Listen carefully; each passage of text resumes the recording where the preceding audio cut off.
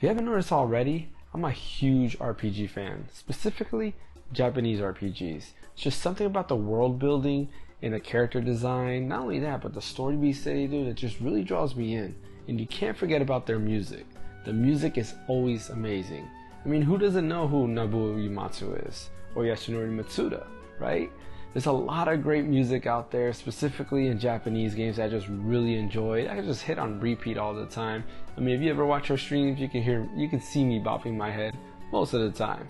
But as far as RPGs goes, I feel like, just me personally, they're just not in that same era as they were in the PlayStation era, where almost every RPG coming out was a banger. I mean, who doesn't remember Breath of Fire 4 or even Breath of Fire 3 that also came out on PlayStation, as well as Final Fantasy 7, Final Fantasy 8, Final Fantasy 9, right? Legend of Dragoon. There was just so many great RPGs at that time. Nowadays, I feel like they're very few and far in between, or most of them are just going full on action based. But there is one franchise I feel like is keeping everything alive, and not only that, there's one franchise I feel like they're on top, and that's Xenoblade Chronicles, or Xenoblade Chronicles depending on how you say it.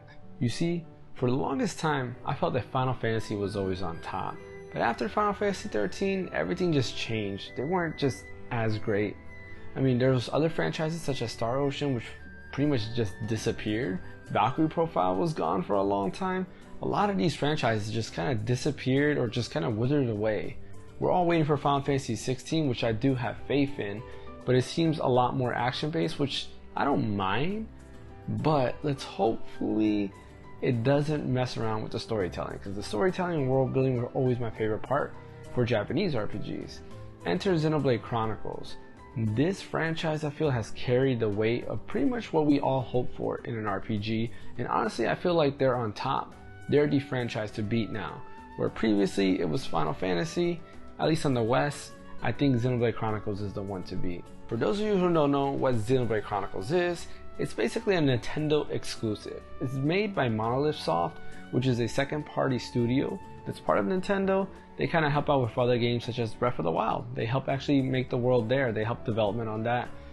They've done some other games as well. I believe they helped out on Pokemon Scarlet and Violet. I'm not sure if that was a rumor or if that was an actual thing. I don't remember at that point.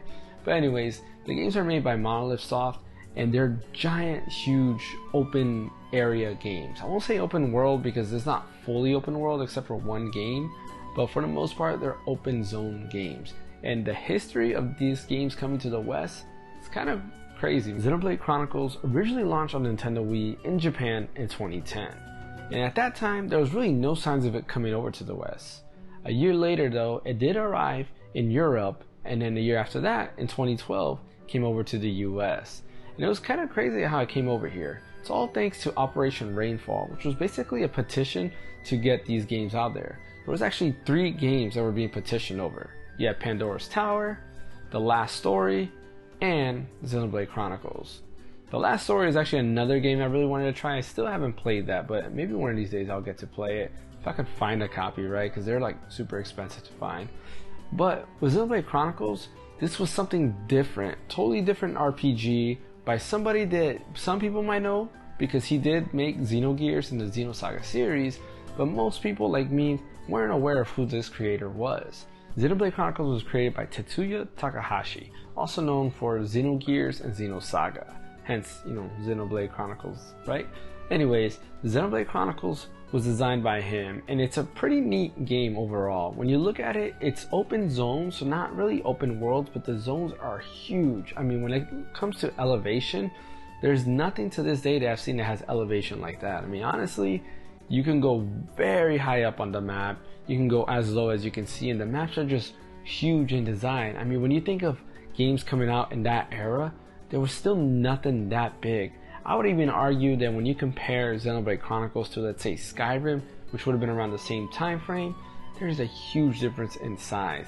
Yes, Skyrim is more fully open world, but the map sizes and just the interesting overlays of these maps is just amazing. And that's actually what kind of drew me into this game. Unfortunately, I never got to play it because they were so limited in quantity, and not only that, they were GameStop exclusive. I just couldn't get my hands on that, so unfortunately I had to wait. But the good thing was, there was a second chance to bring Xenoblade Chronicles to the West, and that was on the 3DS. 3 years later, we got Xenoblade Chronicles 3D, which was for the new Nintendo 3DS. So not the regular 3DS, but the new Nintendo 3DS. That was actually my first time playing the game, and man, was it amazing. I'm telling you, the minute I started playing that game, just everything I loved about RPGs just came right back. In that time, I was honestly kind of depressed because there wasn't that many great RPGs coming out. You know, what was holding me over was something like Persona 4 Golden, which is not new. It's PS2 era. But, you know, stuff like that was really what was holding me over. I started dabbling in playing first-person shooters and just other genres because I was just kind of bored with what was out there. But once I played Xenoblade Chronicles, I remember why I loved RPGs all over again. The combat is not really full turn-based, but it's not full action neither. Basically, your character auto-attacks, and you have a little bit of like bars at the bottom. Think of it like an MMO, where you have little cooldowns, you can choose different commands, and then over time, you can use those same commands again. Xenoblade Chronicles fighting style is pretty much the same thing, except you control your character and also the party members' extra move sets, which is actually really cool, and I really enjoyed that. I guess you can really compare it to Final Fantasy XII in design, except you don't have to mess with the whole gambit system. But what really made Xenoblade Chronicles stick out was the story. The story was amazing, and it's one of the many things I love about RPGs, specifically Japanese RPGs. The story starts off with a character named Shulk. Basically, you actually see the backstory of what is going on. There's a war between two sides. You have the Bionis, and then you have the Mechon. The Mechon are kind of like these robot kind of dudes, or machine, I guess you could say, where the Bionis is usually all humans that live on the Bionis. And basically, in this world, there's just a war between them, and you kind of gotta go through it to figure out what's going on. Now, I'm not gonna spoil the story because the story is very important, but I'm telling you, when the story hits, it hits. And man, the cutscenes are amazing. Honestly, when you look at like PS2 and even PS1 era rather, the cutscenes were always great. Like I could always remember the Final Fantasy IX cutscenes, like the one when you're running away from the forest. I forgot what it's called. I know it's not the Forest of Death. I think I'm thinking of Naruto for that. But when you're running out of the forest, like that cutscene was just amazing. Final Fantasy VII has a couple cool ones as well. But that was one of the great things that I really loved about that PS1 and PS2 era. Well, in Xenoblade Chronicles, those amazing cutscenes are there, all in-engine, and man, I'm telling you, they are amazing. The fighting scenes, all the stuff that comes in, I'm telling you, you can just put your controller down, watch it, and it's just an amazing show. But the story is what carries it all. Honestly, you'll get very invested in this story, and I'm not kidding. You will get invested in this story. Now, I will say this: the only downside about that game was graphically, it was it looked like mud. Looked really bad. It was on the Wii, and it's kind of a shame. But there was redemption. Later on, it did come out on the Nintendo Switch, which was, I guess, about 4 years ago. In 2019 is when the definitive edition released, and they kind of changed basically the whole art style. They changed it to the more anime-esque art style that's used in Xenoblade Chronicles 2 and also Xenoblade Chronicles 3, and I'm telling you, everything they did on it just makes the world look so much better. You can finally see it in all its glory. Now, what's neat in Xenoblade Chronicles is how they build upon on the battle system. So Xenoblade Chronicles 1, you basically have your basic setup of your MMO type of fighting, right? You auto battle, there's little commands you can pick, and they have cooldowns. Well, in Xenoblade Chronicles 2, they kind of changed that a little bit. You still have the commands that also have cooldowns, but there is another system, and that is swapping between different blades. Blades are basically your companions, are actually your weapon, and they kind of change your fighting style. So, for example, you can be using the main character Rex, and you can be using a sword. That sword could definitely change to 2 chakras, and you become a healer now. So you can kind of change it to different stuff as you go on the fly, build your party however you want. So it really starts bringing in the more customization aspect, thinking back to, let's say, Final Fantasy XII Zodiac Age, where you can customize your job class. It's very similar in that sense, where you can customize your job class, build upon your abilities and so forth, but there's a lot more comboing going on. Meaning, if you go ahead and do 2 different moves and put it together, you can do what's called a chain attack, and basically with that chain attack, you can just do some crazy amount of damage. And honestly, if you get to the end of these chain attacks, it's just amazing to see the outcome. It is very fun. Now, the downside to Xenoblade Chronicles 2, for me personally, is it took me a very long time to get into it. I actually took a break from the game. I believe I went about 15 hours in, maybe 20, and I just stopped.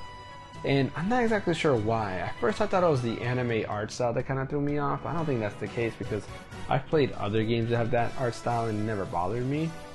But I don't really know why. But after like that 20-hour mark, it's just when it kind of kicked in, or even the 30-hour mark. And I'm telling you, it goes in full speed ahead. Once you kind of start figuring out everything that's going on and it just started going full speed ahead, you just can't stop. Like the train just keeps going, you can't stop. Now the neat thing though is the ending.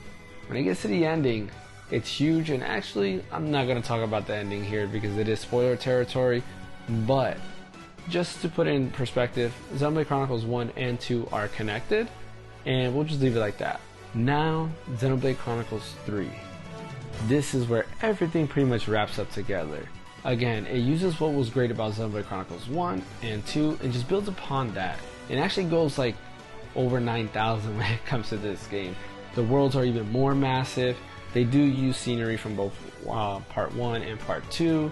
There's a lot of other things going on in this game, and honestly everything they added to it, it's just amazing how they can just make a simple combat system that was there before even better. I'm actually very surprised because just the changes they have in the combat system are just amazing. And I mean honestly, you just gotta try it out to understand what I'm saying. But not only that, the whole world is just designed flawlessly. I mean, it's just great, it's just perfect. They're huge environments, the world's just beautiful. It's really putting the switch over it. And honestly, when I look at this game, it just, again, reminds me why I love RPGs, and specifically Japanese RPGs. But yeah, let me know what you think about the franchise. In my opinion, I think this is the top franchise right now. It's outbeing everything that I can think of. I guess we'll have to see when Final Fantasy 16 comes out if it changed my mind. As much as I'm loving the way Final Fantasy 16 is looking, I just don't think it's going to beat the hype that I have with Xenoblade. I mean, honestly, if you announce another Xenoblade Chronicles 4, I'll be very excited. I'll know that what I'm getting into is a positive experience. Hey, if you announce the Xenoblade Chronicles X2, I'm all over that because honestly, that is my favorite of all of them, and that franchise needs to finish because I love the way it was going. I mean, it's part of me is because I like the sci-fi stuff, right? Which is why I also like Mass Effect.